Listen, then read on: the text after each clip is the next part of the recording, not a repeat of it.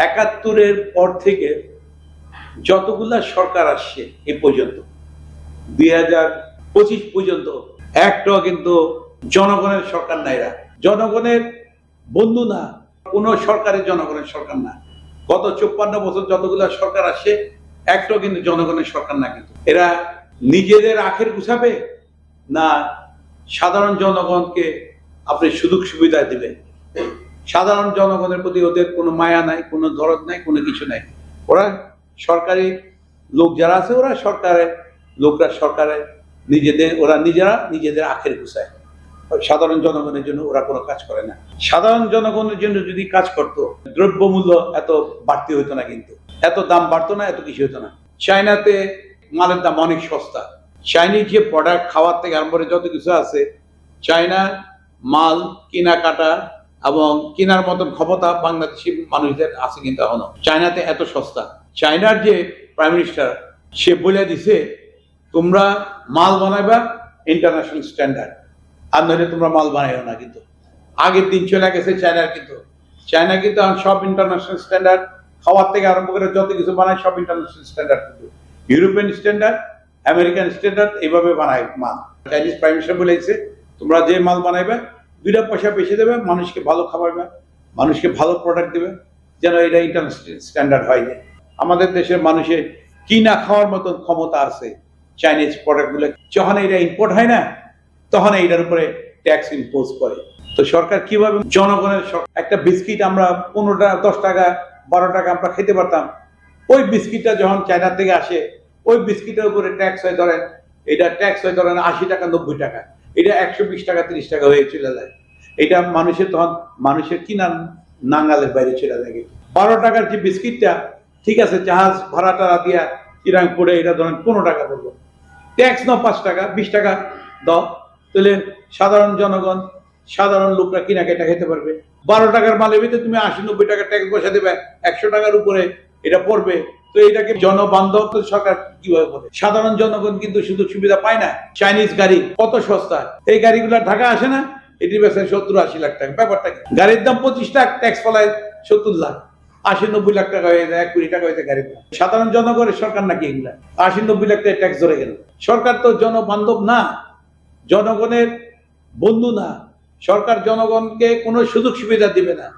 সরকার দেয় সরকারের লোকদেরকে সুযোগ সুবিধা। এই নিয়ে সরকার আছে। কোনো একটা জিনিস ইম্পোর্ট করলে এটার উপরে এমন ট্যাক্স ফলায় না যেন সাধারণ মানুষ যেন কিনা না খেতে পারে। এই গরিব নিরীহ মানুষদেরকে, সাধারণ মানুষদেরকে মারো না, কিন্তু এত ট্যাক্স ইম্পোজ করে 12 টাকার জিনিস 80 টাকা 70 টাকার ট্যাক্স ফলাবে, এটা তো ঠিক না। জনগণের সরকার নাইরা, তো মানুষ কিনবে কিভাবে? সিংহভাগ টাকা চলে যায় তেলে, এলপিজিতে, পেট্রোলে চলে যায়। এগুলা তো ইলেকট্রিক গাড়ি, এগুলো আসলে বেটার না। এক চার্জ দিবে 1000-1200 কিলোমিটার চলবে, তাহলে এক চার্জ দিলে 1 মাস তো তার তেল কিনতে হয়। এইটাই না দরকার আমাদের। জনগণের সরকার কিভাবে হয়?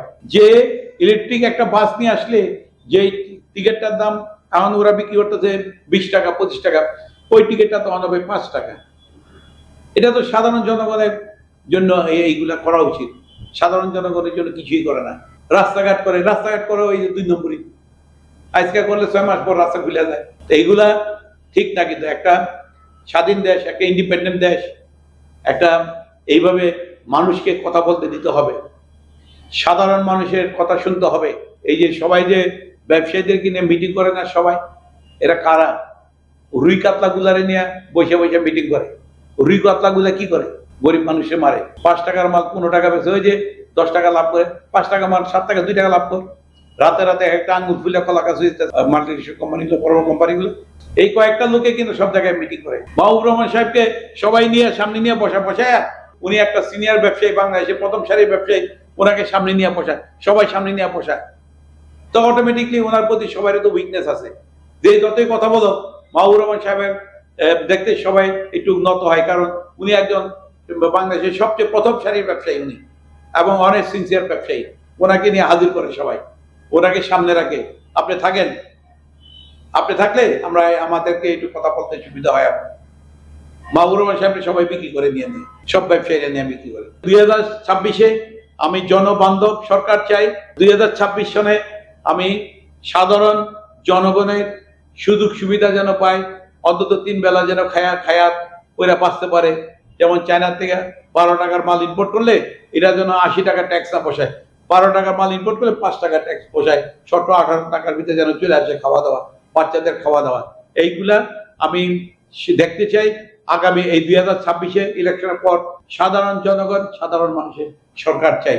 চিকিৎসা খাতে যত মেশিনারিজ আসবে এইটাতে কোনো ট্যাক্স থাকবে না, কিন্তু চিকিৎসা খাতে সাধারণ জনগণরা কিন্তু চিকিৎসা করে। আপনাদের দেখেন হসপিটালগুলো দেখেন লক্ষ লক্ষ লোক লাইন ধরতে, গরিব দুঃখী নিরীহ মানুষরা কিন্তু। তো চিকিৎসা খাতে সব মেশিনারিজ ট্যাক্স ফ্রি, এবং হসপিটালগুলো সবগুলো বলে দিতে হবে যে তোমরা যে টাকা দিতা এটা টাকা 50% কমাই নিয়ে আসো, আমরা তোমাদেরকে সব মেশিনারিজ ট্যাক্স ফ্রি করে দিলাম, 50% ইয়া করো, তোমরা কমাই নিয়ে আসো টাকা। যেটা 1000 টাকার একটা যে টেস্ট করতে ওইটা 400-500 টাকা দিয়ে নিয়ে আসো। চিকিৎসা ট্যাক্স ফ্রি করে দিলে অন্তত সাধারণ জনগণ বাঁচবে। আমি তো কথা বলি 20 কোটি মানুষের জন্য, সাধারণ জনগণের জন্য, সাধারণ মানুষের জন্য। সাধারণ মানুষ চিকিৎসা করবে, এটাই তো চাই আমরা।